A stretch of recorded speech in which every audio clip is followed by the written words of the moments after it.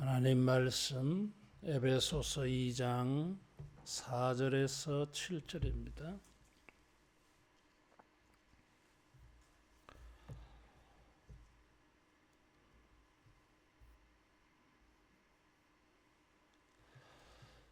긍휼이 풍성하신 하나님이 우리를 사랑하신 그 큰 사랑을 인하여 허물로 죽은 우리를 그리스도와 함께 살리셨고 너희는 은혜로 구원을 받은 것이라.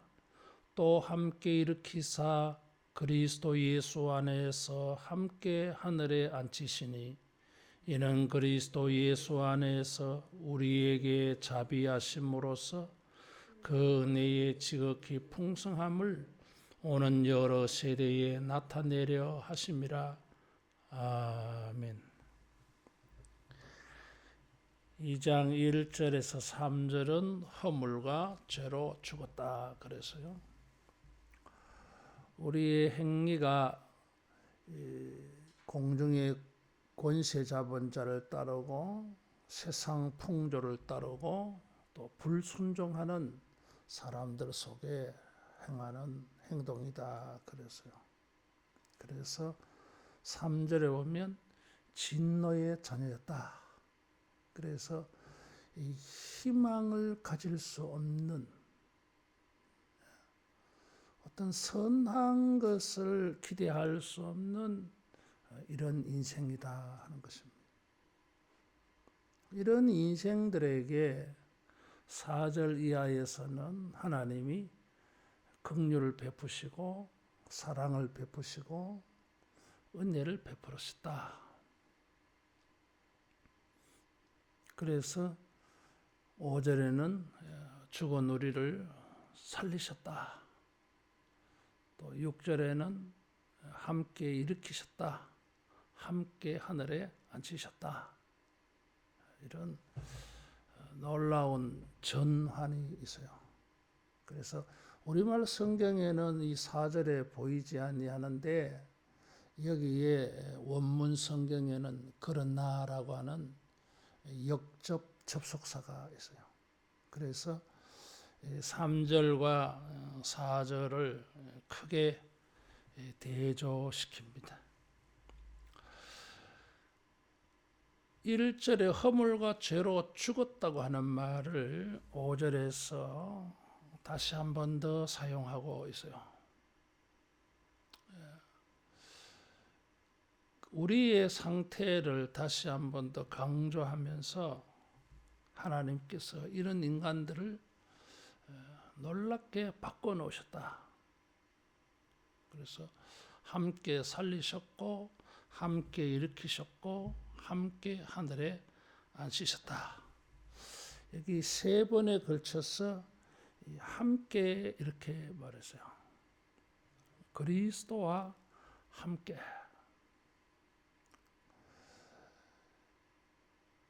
우리에게 하나님께서 그리스도와 함께 그리스도 안에서 이렇게, 그래서 이 아내와 함께라고 하는 전치사가 있어요. 그러면서 함께라고 하는 이 단어는 살리신다, 일으키신다, 앉히신다고 하는 단어의 접두어입니다. 그래서 이 접두어를 굳이 함께라고 번역을 했어요. 어쨌든 여기에 하나님의 행위와 우리의 행위가 크게 대조되고 있습니다. 하나님께서 우리에게 놀라운 일을 행하셨어요. 그리스도와 함께 그리스도 안에서 하나님의 모든 행위가 그리스도 안에서 그리스도와 함께 그리스도로 말미암아 이렇게 우리에게 은혜를 베푸셨어요. 그래서 여기 함께 살리셨고 함께 일으키사 함께 하늘에 앉히셨다. 우리가 현재 육신적으로는 살아있는데 부활한 건 아니잖아요. 하늘에 있는 것은 아니잖아요. 근데 사도 바울은 함께 그렇게 하셨다 하고 있어요. 그러면서 우리가 함께 일으켜질 것이다, 함께 앉혀질 것이다 이렇게 표현하지 않고 이게 과거 시제로 표현했어요.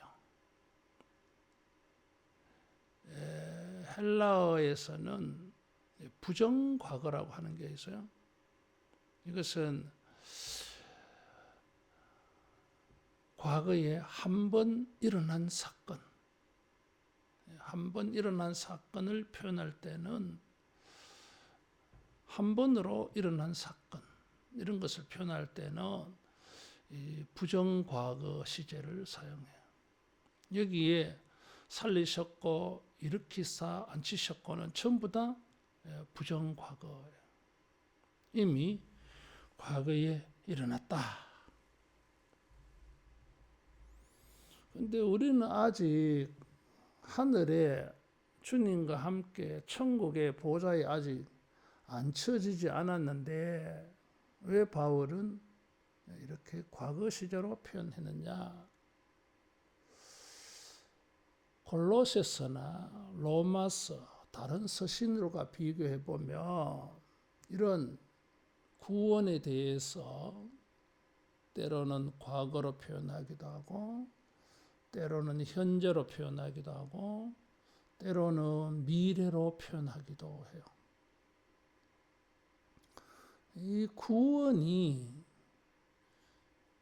이런 세 가지, 살아나심, 그리고 일으키심, 하늘에 앉히심, 이런 것은 구원의 세 가지 단면을 보여주는 것인데 미래에 속하는 일을 왜 과거로 표현했느냐? 이런 미래가 과거로 표현되는 것은 확신하는 것입니다. 틀림없이 그렇게 될 것이기 때문에 그렇게 된 것으로 그냥 받아들이는 것입니다. 그래서 여기 미래에 해당되어지는 내용들까지도 과거로 표현해서 이미 우리에게 이런 구원의 세 가지 일이 이루어졌다.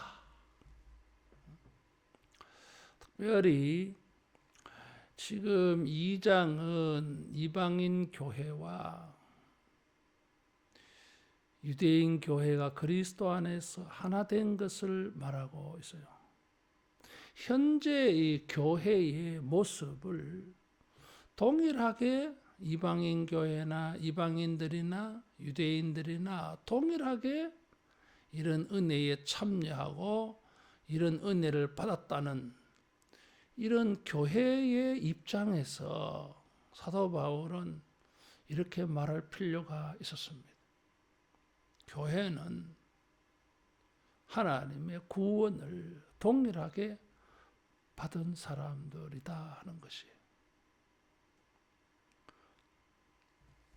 그리스도 안에서 우리가 그리스도와 함께 공유하고 그리스도가 죽으시고 부활하시고 승천하시고 주의 보좌 우편에 앉으신 일에 똑같이 우리도 그렇게 된다고 말하고 있는 것은 그리스도 안에라고 하는 말이 그리스도 안에 함께라고 하는 말이 그리스도의 일에 우리가 참여한다고 하는 의미가 있어요.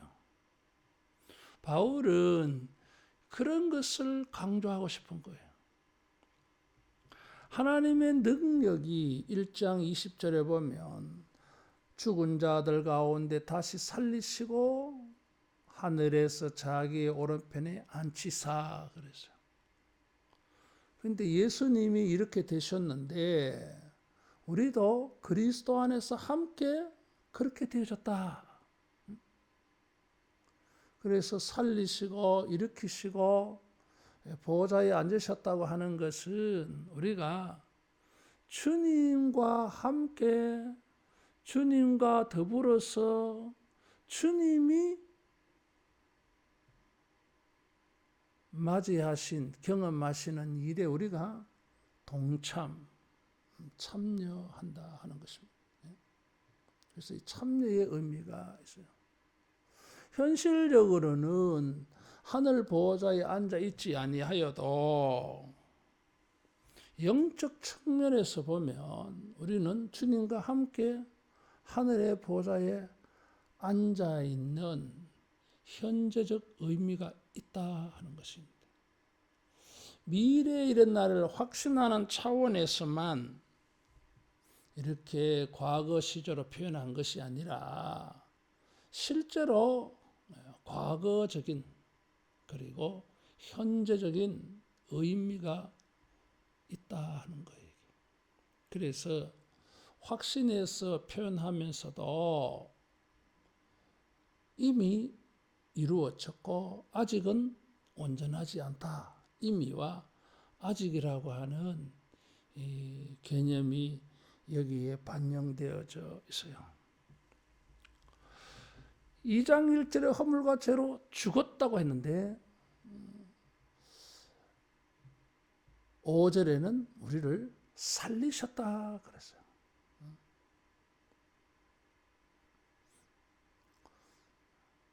2장 1절에 허물과 죄로 죽었던이라고 하는 것이 영적인 의미라 그랬어요.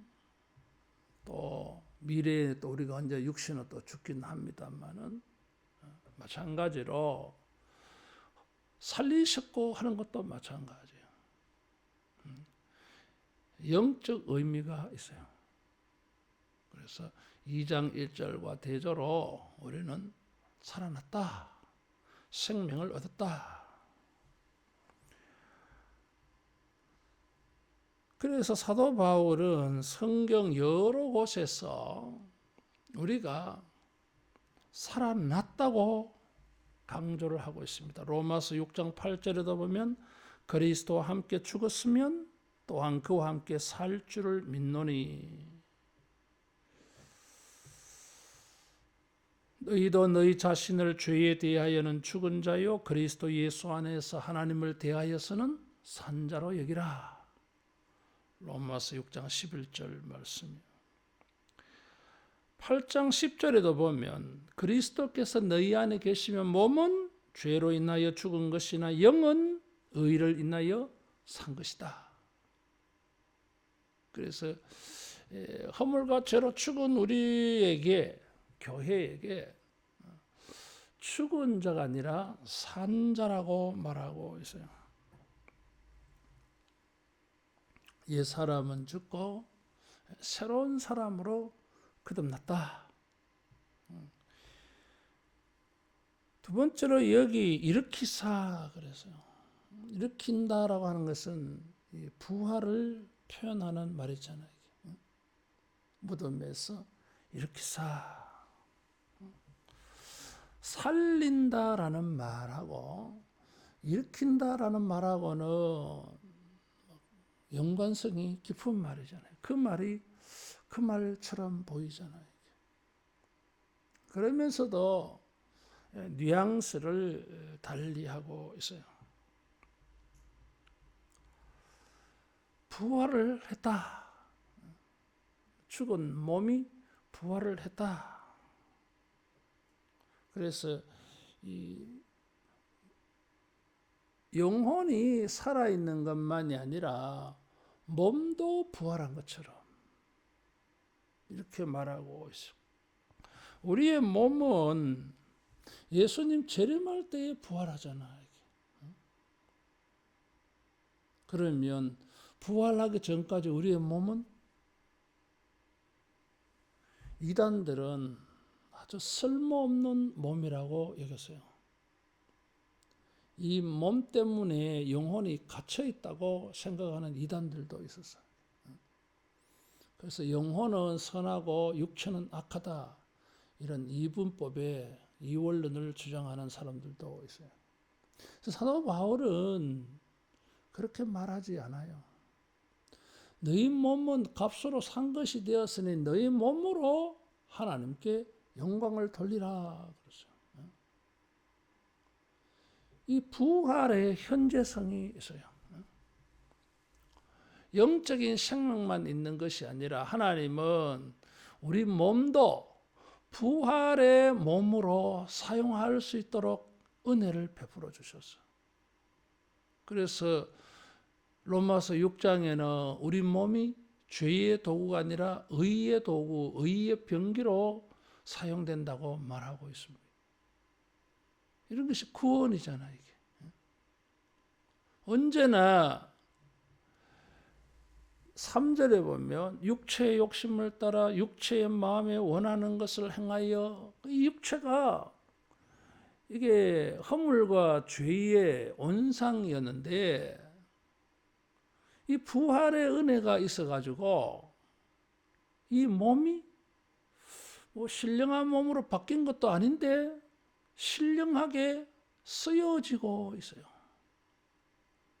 이것이 몸의 부활의 현재적 의미예요. 우리는 부활을 죽어서 재림의 날에 부활하는 것만 생각해. 근데 함께 일으키사 이렇게 해서 우리가 함께 부활되었다.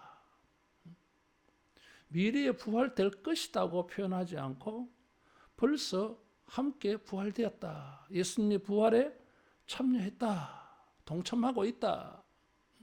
그래서 우리 몸이 그리스도의 교회가 되어 있어요. 그래서 이 부활의 이 현재성이 있어요. 여러분, 우리 몸을 가지고 의의 도구로 그리스도의 몸으로 사용하면 그것이 몸의 부활을 이루는 것이 될 줄로 믿습니다. 그래서 우리는 이 몸으로 죄만 지을 게 아니라 의로운 일을 봉사하고 헌신해야 돼요. 그런 측면에서 보면 이 봉사와 몸을 들여서 헌신한다고 하는 것은 그리스도 안에서 함께 일으키사 부활의 은혜가 자기 몸에 적용되는 것입니다. 우리 몸을 가지고 그리스도의 선한 일에 사용되지 아니하면 그 몸은 죽어 있는 몸이야. 재림 때 가서나 변화될 몸이야, 이게. 그리스도의 부활의 은혜를 현세에서는 하나도 누리지를 못해. 그러니까 봉사를 단순히 피곤한 일로 볼 그런 게 아니야, 이게. 영적으로 봐야 돼. 이게 어떤 의미냐. 마치 죽은 사람은 아무런 봉사를 못하는 것처럼 영적으로 부활한 몸을 가지고 있어야 이게 봉사가 돼요. 죽으면 뭐 봉사 못하지. 살아있어야 봉사하지. 영적으로 그런 것을 보면은 봉사한다고 하는 것은 그리스도의 부활의 몸에 우리가 참여하는 일이 되어져요.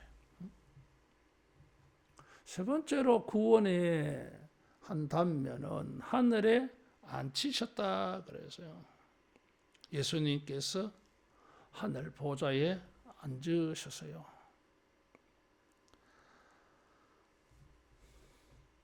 특별히 하늘 보좌 우편이라고 말하지 않고 하늘에 앉히셨다 이렇게 사도 바울이 표현을 했습니다. 그래서 하늘이라고 하는 그래서 이 세상과 다른 세상 하늘이라고 표현해서요. 예수님이 계신 곳. 그래서 구원적인 의미에서 이렇게 말했습니다. 하늘에 예수님이 앉아 계신다. 골로새서 3장 1절에는 이런 것을 다른 말로 표현을 했어요. 위의 것을 찾아라. 거기가는 그리스도가 계시고 우리 생명이 그리스도와 함께 거기 있기 때문에 위의 것을 찾아라 그랬어요. 그래서 우리 생명이 우리가 주님의 보좌에 함께 참여 있다고 말하는 것입니다. 주님은 하늘에서 통치권 행사합니다. 성도에게 영적 권위와 권세를 우리에게 허락하신다 하는 것입니다. 주님의 통치 다스림에 우리는 주님 안에서 주님과 함께 그 통치에 참여하고 있어요. 전에는 죄의 종이었어. 공중의 권세 잡은 자를 따라갔다. 세상 풍조를 따라갔다. 이런 것에 이렇게 끌려다니는 인생이었어요. 근데 하나님께서 우리를 변화시켰어. 이런 것을 세상 풍조를 따라가는 인생이 아니라 공중의 권세 잡은 자를 무기력하게 끌려다니는 자가 아니라 주님 안에서 그런 것들을 다스릴 수 있는, 통치할 수 있도록 이렇게 완전히 바꿔라. 주님 안에서 우리에게 이런 구원, 허물과 죄로 죽었던 우리를 살리시고 또 부활의 능력 가운데 살게 하시고 예수님의 통치와 권세의 능력에 참여, 동참하면서 하나님이 우리를 이렇게 구원해 주셨어요. 바꿔놓았어요. 이것이 교회다 하는 것입니다.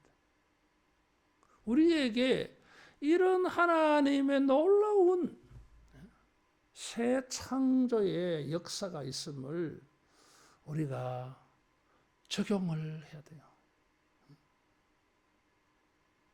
전부 이런 것을 미래적인 의미로만 생각해 보니까 주님이 우리를 살려주시고 부활의 능력에 함께 하시고 천국 권세에 함께 하신 것을 전혀 누리지를 못해요. 그래서 이 내세적인 미래에나 있을 법한, 그럼 현재는 이런 것과 아무 연관성 없이 이런 혜택을, 은혜를 누리지 못하며 우리가 살고 있는 것입니다. 이게 문제예요. 그래서 현재적으로는 2장 1절에서 3절과 하나도 달라지지 않았다는 착각을 해버려요. 이게. 지금 3절까지와 4절 이하는 완전히 180도 확 바꿔졌어요. 근데 예수님을 믿으면서도 우리는 함께라고 하는 이 은혜에 동참하지를 못하고 현재적으로는 똑같다. 다른 것이 없다. 겨우 미래적인 소망이나 가지고 그렇게 무기력하게 패배주의로 산다 이거지. 그것은 성경에 말하는 신앙이 아닙니다. 진리가 아니에요. 함께 살리셨고 함께 일으키셨고 함께 앉히셨다. 그래서 주님이 과거에 행하신 일에, 현재 일에 우리가 지금 연관되고 있다. 미래에는 이런 것이 온전히 이루어질 것이고 현재에도 이런 것이 우리가 현재 함께하고 있다. 이런 함께하는 이런 은혜를 알고 주님이 우리에게 베풀어 주신 세 가지 은혜에 우리가 현재적으로 경험하고 적용하고 사용하고 그래서 주님을 찬양할 수 있기를 축원합니다. 함께 하는 이 은혜가 반영돼야 돼요. 따라하겠습니다. 현재적인 은혜가 있다. 현재적인 이 은혜가 있어요. 그래서 성도들은 두려워하지 말라, 놀라지 말라, 낙심하지 말라, 담대하라. 이런 말씀이 주어지는 것입니다.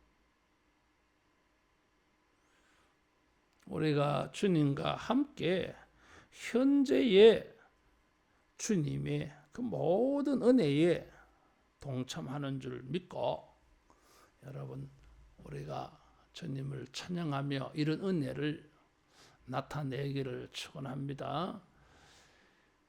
이런 일을 행하신 하나님의 모습을 성경은 세 단어를 가지고 말해주고 있어요. 4절에는 긍휼이 풍성하시다. 두 번째로는 사랑하신 그 큰 사랑. 세 번째는 5절에 은혜로 긍휼과 사랑과 은혜를 말하고 있어요.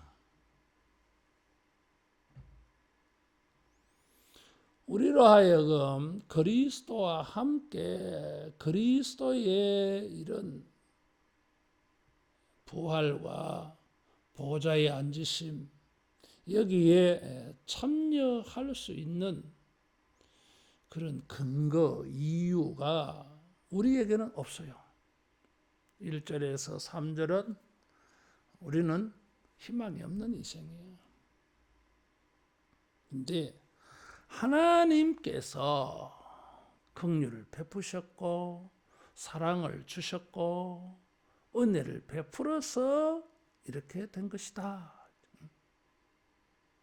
전적으로 하나님의 은혜다 하는 것입니다. 특별히 제일 먼저 언급한 것이 풍성한 긍휼이라 그러죠. 풍성하다고 하는 것은 가득 차다, 넘친다 뭐 이런 거예요. 긍휼이라고 하는 이 단어 구약 성경에도 인자라고 하는 말을 긍휼로 표현하기도 했어요. 물론 구약 성경에는 인자라고 하는 말을 하고 긍휼이라고 하는 단어의 어원은 다릅니다. 구약에 말하는 긍휼이라고 하는 그 직접적인 단어는 여인의 자궁을 표현한다 그랬어요. 이제 여인이 출산한 자녀에 대하여서 가지는 마음이 긍휼이다 이거죠. 그 단순한 동정심이 아니에요. 그래서 이러한 선한 마음을 긍휼, 자비 뭐 이렇게 표현하는 것입니다. 때로는 범죄한 인간에게도 참아주시는 하나님의 호의, 선하심. 하박국 3장 2절에 주의 진노 중에 참으사 긍휼을 베풀어 달라 기도했어요. 긍휼이라고 하는 단어의 성격을 잘 표현해 주는 거예요. 진노 중에 참으사. 지금 진노의 자녀들이다 그랬어요. 하나님께서 심판을 휘두르셔야 되는데 불쌍히 여기셔가지고 동정하셔가지고 호의를 베풀어 준 게 긍휼이에요. 그래서 이 긍휼이라고 하는 것은 단순히 마음이 아닙니다. 이게 겉으로 표현이 되어진 거예요.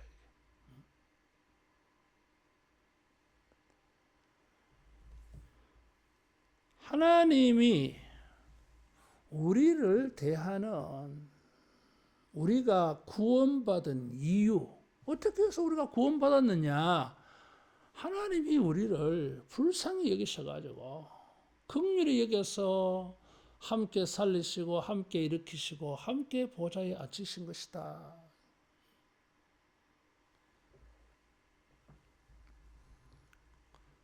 긍휼이 풍성하다 그래서요.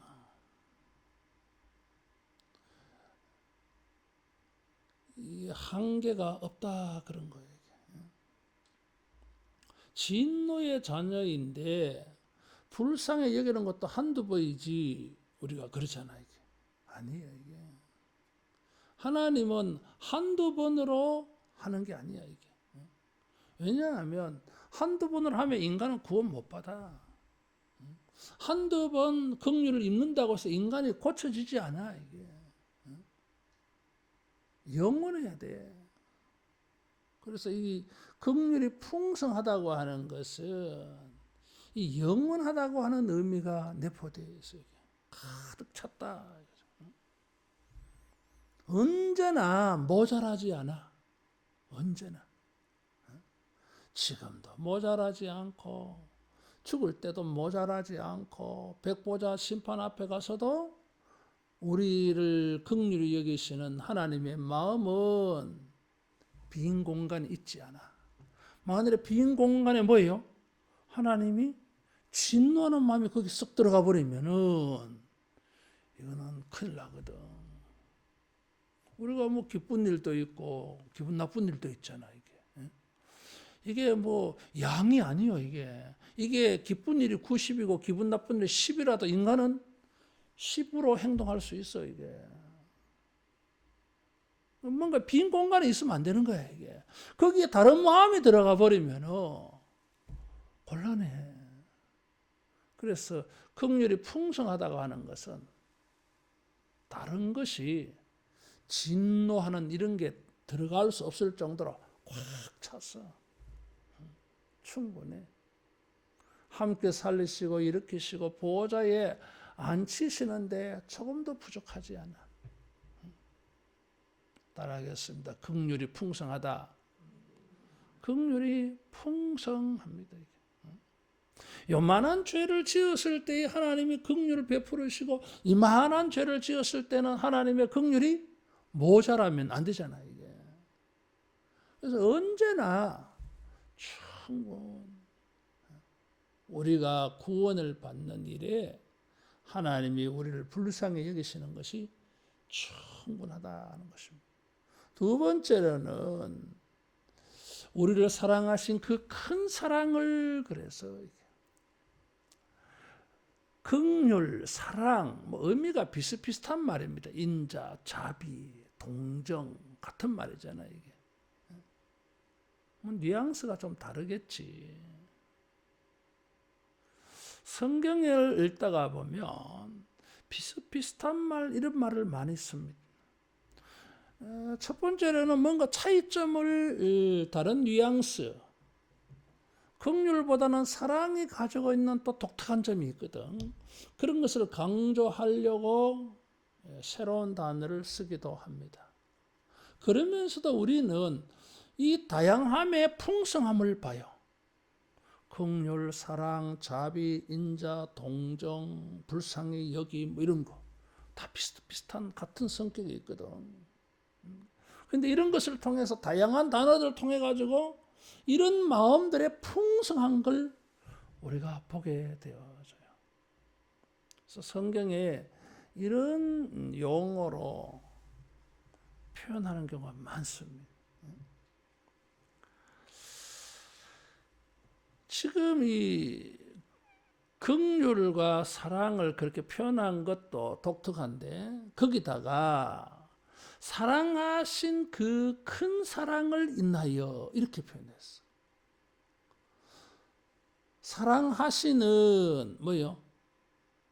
동사잖아. 이게. 큰 사랑, 사랑은 또 명사잖아. 이게. 우리가 이런 것을 동족 목적어라 그러잖아. 이게.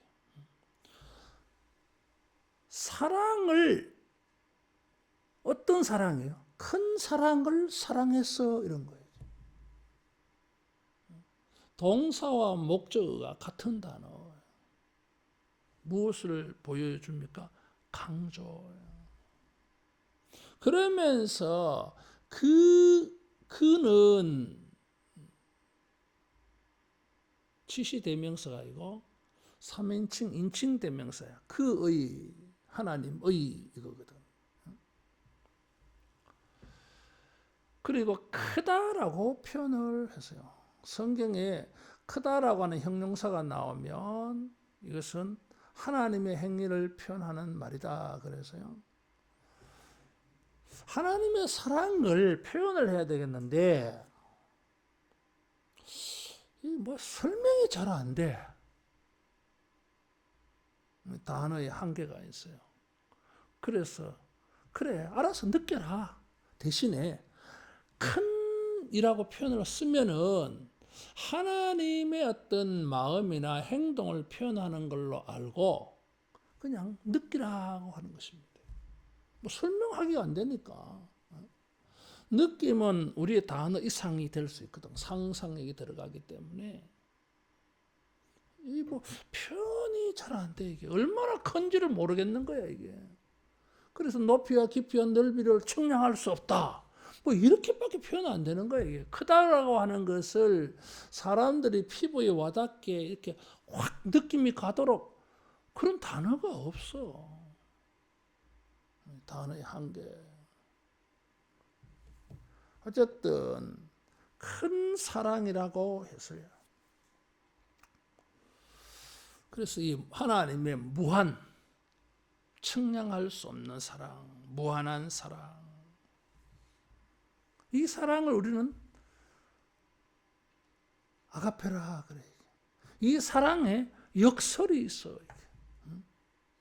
하나님께서 엄청 무한한 사랑을 베풀어 주시는데, 이 사랑에 역설이 있어. 그게 뭐예요? 자기 희생이잖아요.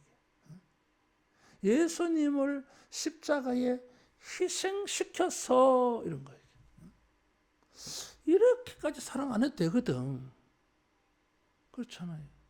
굳이 자기를 희생시켜야 되느냐. 그래서 큰 사랑이에요. 이게. 로마서 5장 8절 우리가 아직 죄인 되었을 때에 그리스도께서 우리를 위하여 십자가에 죽어서 하나님께서 우리에 대한 자기의 사랑을 확증하셨느니라 그랬어요. 이게 큰 사랑이에요. 희생적인 사랑.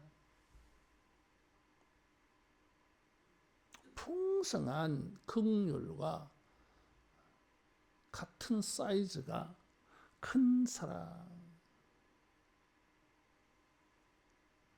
사랑의 대상이 아니잖아요. 허물과 죄로 죽었 우리들 세상 풍조를 따르고 공중의 권세 잡은 자 따르고 불순종하는 아들들 속에서 같이 불순종해서 진노의 대상인데 뭐가 사랑스러워요? 사랑의 대상이 아니야 이게. 그런데 뜻밖에도 하나님이 사랑하시는데 뭐 좀 참아주는 사랑이 아니라 아예 이 인간들을 구원하기 위해서 예수님을 희생하는 이런 사랑이 없어요. 있을 수가 없어요. 이게.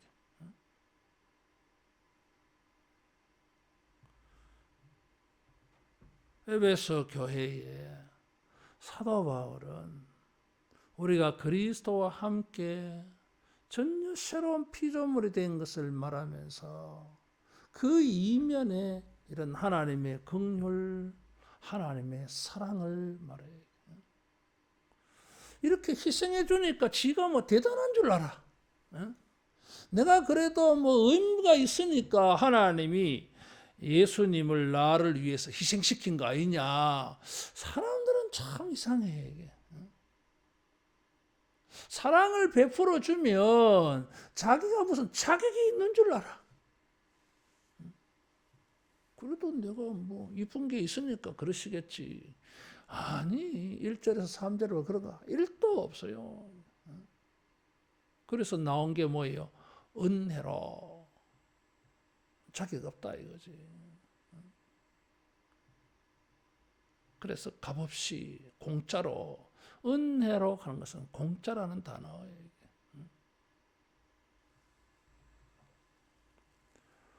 하나님께서 우리에게 보여주신 마음과 행동들은 너무 뜻밖이었어. 세 가지 구원의 행동들 속에 하나님이 보여주신 세 가지 마음들, 우리에 대한 하나님의 모습들. 그래서 긍휼은 우리의 구원이 어떻게 왜 있게 되었느냐, 구원의 이유를 말한다면, 사랑은 우리의 구원이 뭔가 이제 구원의 본질, 그 사랑이다 이거지. 하나님은 사랑이시다 그랬어요. 그래서 이 우리의 구원의 본질이 사랑이야. 하나님의 사랑.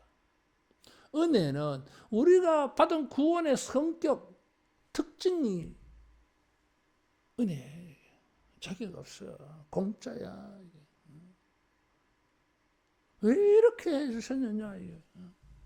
목적이 7절에 그리스도 예수 안에서 우리에게 자비하심으로써 그 은혜의 지극히 풍성함을 오는 여러 세대에 나타내려 하심이라. 오는 세대에, 사도 바울의 시대 때부터 예수님 재림할 때까지 전 인류에게 하나님 보여주고 싶어. 예수 안에서 우리에게 자비하신 거, 긍휼히 여기시는 거, 은혜의 지극히 풍성함. 이게 한계야 이게. 하나님의 은혜의 지극히 풍성함을 다른 것으로 딱 실감나게 딱 표현을 해줘야 되는데 할 수가 없어요. 그래서 쓸 수 있는 말, 지극히 풍성하다. 이런 하나님을 보여주고 싶어, 사람들에게. 예수 그리스도 안에서, 예수 그리스도를 통해서 하나님은 우리에 대한 이 세 가지 마음과 이런 마음을 가지고 사람들에게 주시려고 하는 이 세 가지를, 구원을 증거해 주고 싶어요. 보여주고 싶고, 알게 해주고 싶고, 믿게 하고 싶고, 이런 것을 참여하게 해주고 싶어. 누구를 통해서? 교회를 통해서요. 교회는 하나님의 긍휼, 하나님의 사랑, 하나님의 은혜를 증거해 주어서 저 사람들이, 믿지 않는 사람들이 구원을 받게 해줘야 돼. 하나님이 이걸 나타내고 싶어. 교회를 통해서. 그래서 3장에 보면 사도 바울은 이런 은혜의 경륜, 3장 2절에 보면 은혜의 경륜이라 그랬고, 이런 일에 자기가 일꾼이 되어졌다 그랬고, 이런 것을 이제는 성령으로 다른 세대에 알리지 아니하시고 교회를 통해서 알리신다 그랬어. 왜? 교회는 이런 걸 보여줄 수 있어. 왜? 우리가 이런 것을 받았으니까. 우리가 하나님의 긍휼과 사랑과 은혜를 입었으니까. 그래서 함께 살아났고, 함께 일으켜졌고, 함께 보좌에 앉아졌기 때문에 우리가 이런 것을 입어서 체험을 했어. 그래서 교회는 이것을 보여줄 수가 있어요. 우리가 받았으니까. 안 받았으면 모르지 뭐. 나타낼 수가 없어요. 이게. 우리가 이런 일을 잘 나타내지를 못해도 부족하지만 그저 자기의 믿음과 수준에 따라서 이렇게 보여줘도 충분히 상대방 듣는 사람은 그 수준으로 충분히 이 은혜를 누릴 수가 있어요. 오는 세대에 나타내려 하심이라. 이게 하나님의 목적이에요. 우리가 받은 긍휼과 사랑과 은혜가 우리 자신에게 멈추는 게 목적이 아니에요. 우리가 전도하지 않는 것은 심각한 죄가 될 수 있어요. 이게. 하나님의 은혜가 계속 나타나줘서 전파되고 이렇게 대대로 이렇게 전파되어져야 되는데 내게서 딱 멈춘다 이거지. 그건 죄예요. 하나님의 목적을 거스리는 일이 될 수 있어요. 따라하겠습니다. 나타내야 됩니다. 긍휼을 나타내야 되고 사랑을 나타내야 되고 은혜를 베풀어야 돼요. 그렇게 해서 저 사람들이 그리스도와 함께 그리스도 안에서 그리스도에게 참여하는 역사가 일어나게 해야 돼. 이것이 주님이 교회에 이런 은혜를 먼저 나타내신 목적이다 하는 것입니다. 그래서 우리는 나타내야 될 사명이 있어. 전도는 깊은 영적 의미가 있어요. 모든 예수 믿는 사람들에게 이 전도의 사명이 있어요. 우리 주변의 사람들에게 여러분 주님의 이런 마음들을 증거해 주어서 그들도 우리와 함께 예수님과 함께 예수님에게 참여되어지는 이런 일로 우리가 영광된 구원받은 자로서의 삶이 되기를 축원합니다. 기도하겠습니다. 자비하신 예수님, 종들에게 은혜를 베풀어 주사 주님이 우리에게 주신 마음들을 잘 나타낼 수 있게 해주시고 우리가 주님 안에서 주님에게 참여하고 있는 놀라운 은혜들이 다른 사람들에게 일어나도록 그들에게도 이런 구원의 일들이 나타나도록 주여 전도하고 돕는 자로 살게 하여 주시옵소서. 예수님 이름으로 기도하옵나이다. 아멘.